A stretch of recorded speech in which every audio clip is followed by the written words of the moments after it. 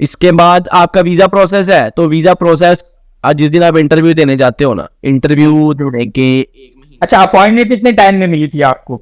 मुझे मिली थी जिस टाइम मैंने अप्लाई की थी ना, उससे पहले बच्चों को 2-2 महीने में अपॉइंटमेंट आ रही थी, लेकिन मुझे आई थी 4.5 महीने बाद अपॉइंटमेंट। ठीक है, और 4.5 महीने बाद अपॉइंटमेंट आई थी, कब की? मैंने अप्लाई की थी 21 अगस्त 2021 को, और मुझे अपॉइंटमेंट की जो ईमेल आई थी वो 15 अगस्त को आई थी, और मैंने 15 दिन बाद जाना था। 15 दिसंबर को, सॉरी 15 दिसंबर को, सही सही। 15 दिसंबर 2021 को मेरी ईमेल आई थी कंफर्मेशन, और मेरी अपॉइंटमेंट थी 29 दिसंबर 2021। ठीक है, तो इस तरह फिर 31 दिन बाद मेरा वीजा हो गया था। अगर आपका कोई डॉक्यूमेंट मिस नहीं है, आपने अपनी फाइल पूरी प्रिपेयर करके जाओ, कोई डॉक्यूमेंट मिस ना करो। अगर आपके चाचू हैं तो FRC लेके जाओ, अगर आपके अब्बू हैं तो उनकी सैलरी स्लिप्स, उनका बिजनेस का, कोई चीज मिस करने की जरूरत नहीं है। एक डॉक्यूमेंट मिस 15 दिन का वीजा डिले हो जाता है। ठीक है, क्योंकि वो आपको फिर वो रिक्वेस्ट करेंगे, फिर आप उनको देने जाओगे, और डॉक्यूमेंट सबमिशन का डे भी अलग ही होता है, कोई हफ्ते में 1-2 दफा ही वो डे आता है, उसमें उस टाइमिंग में आपने डॉक्यूमेंट सबमिट करना है। तो ये भी अब वो आपको कॉल करते हैं, कभी आपसे कॉल मिस हो जाए कि भाई आपका ये डॉक्यूमेंट मिस है, तो हमेशा जो एम्बेसी की वेबसाइट पे डॉक्यूमेंट लिखे हैं वो लेके जाओ। मुझे याद है मेरी कॉल मिस हुई थी, सुबह सुबह इन्होंने कॉल कर दी थी, और मैं क्योंकि उस वक्त US फॉर्म में काम कर रहा था, तो हमारा पाकिस्तान में वो आउटसोर्स उनके ऑपरेशंस थे, तो मैं उसमें काम करता हूँ। मैं रात में काम करता हूँ, सुबह सो जाता था मैं। तो एक दिन सुबह उठा, वैसे ही मैं, मुझे वीजे का ये था कि मेरा रिजेक्ट हो जाएगा ना, मुझे उस वक्त वो कुछ और फैक्टर्स हैं, वो बड़ी डिटेल में लेंदी चली जाएगी वीडियो। एंड मुझे था कि समझो 90% मुझे था मेरा वीजा रिजेक्ट है। और सुबह एक दिन कॉल आई हुई थी उनकी, और मैंने कॉल देखी, मैं चेन हो गया कि यार कॉल मैंने मिस कैसे कर दी। पता तो चले ऐसा नहीं हो कि उन्होंने कोई चीज मांगी हो, जो भी ऑब्जेक्शन था उसको क्लियरिफिकेशन करने के लिए उन्होंने कोई चीज मांगी हो, और मैंने कॉल नहीं उठाई, तो अब वो वीजा मेरा रिजेक्ट ना करने है, तो मैं बड़ा परेशान हो गया। तो ये भी बड़ा होता है। सही। तो फाइल हमेशा प्रिपेयर करके रखो। ऑब्वियसली कुछ बच्चे होते हैं उनके लिए ब्लॉक ऑर्डर फौरन अरेंज करना मुश्किल होता है, तो एम्बेसी 15 दिन का टाइम देती है, आप उसके अंदर उसको सबमिट कर सकते हैं। तो मेन आपके जो मेन डॉक्यूमेंट्स है ना, जो आपके हाथ में है, वो आप प्लीज प्रिपेयर करो, ताकि आपका कोई चीज मिस ना हो। अच्छा, उसमें संसदी से कौन से डॉक्यूमेंट्स आ जाते हैं? उसमें आपकी जो HEC की अटेस्टेशन है, IBCC की अटेस्टेशन है, वो प्लीज करवाओ। वो तो शुरू से ही काफी पहले से आपने, मतलब जब आप अप्लाई करना शुरू करें तो मेरे हिसाब से तभी करवा लेनी चाहिए, करवा लेनी चाहिए। उसके बाद अपने जो अब्बू की बैंक स्टेटमेंट है इस्लामाबाद वालों के लिए, वो रेडी करने की ट्राई करो जल्दी।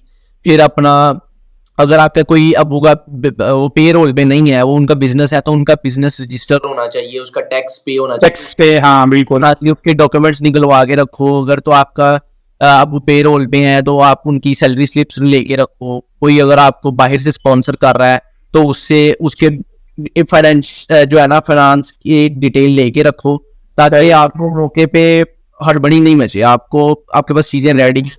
बस ये टिप है, और ये चीज होनी चाहिए। और 31 दिन में आपका वीजा आ जाता है, और क्या कहते हैं 31-32 दिन लगते हैं। अब इन प्राइम टाइम आपको कोई इशू नहीं है। फिर वो आपको ईमेल करते हैं कि आप जो है हमें इंश्योरेंस और अपना टिकट जो है आप सबमिट करा दें। इस्लामाबाद में अलग केस है, आपने जानी होती है, तो सही। कराची में आपने बाद में सबमिट करना है। इस्लामाबाद में टिकट मैंडेटरी नहीं है, आप कोई मसला नहीं, आप टिकट नहीं भी सबमिट करोगे, कोई इशू नहीं है। सिंपल आपने अपना इंश्योरेंस, ट्रैवल इंश्योरेंस साथ लेके जाना है।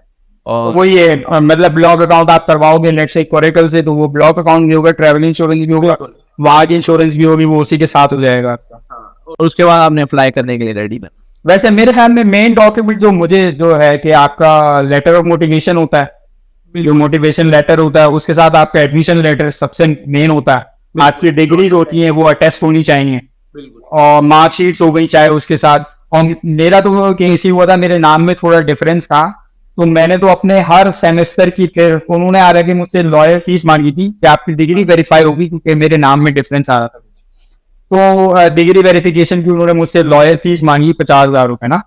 तो मैं गया, और फिर मैंने यूनिवर्सिटी से तो खुद ही से ना, मैंने कहा ये 50, क्योंकि मैंने खुद कमाए थे ना 50,000 रुपए, मैं कहा ये भी बच जाए तो क्या ही बात है यार। वो कहा मैंने 50,000 रुपए तो निकाले बैंक से, और उसके साथ साथ मैंने यूनिवर्सिटी से लेटर निकलवाया और उसमें अपना उस लेटर में मैंने अपना CNIC मेंशन करवाया कि भाई ये बंदा है इस नाम का और इसका CNIC नंबर ये, इसका पासपोर्ट नंबर ये, इसने हमारे पास ही ये डिग्री कंप्लीट करी है।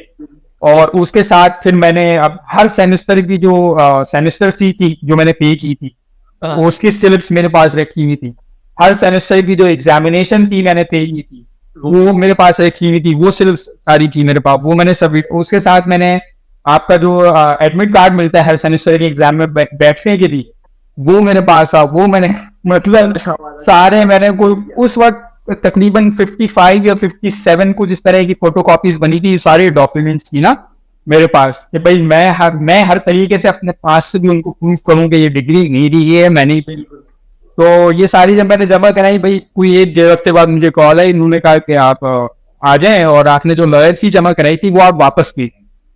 तो अब आपने जो डॉक्यूमेंट जमा कराए उसकी हमें अब जरूरत है नहीं लॉयर फीस की, लॉयर से वेरिफिकेशन करवाने की, क्योंकि यूनिवर्सिटी का लेटर और ये सारी चीजें मैंने बताई ना, कोई शक की गुंजाइश ही नहीं है। तो मैंने कहा यार ये अगर 50,000 तो वापस मिलना किसी महकमे से, क्या बात है यार, क्या बात है।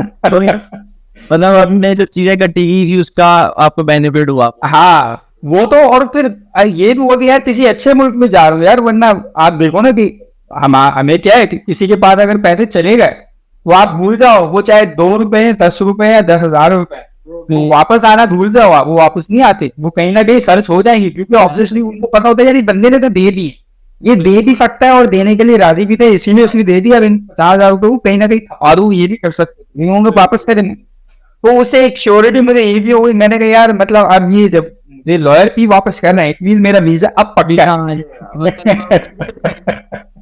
सही सही सही। अच्छा बात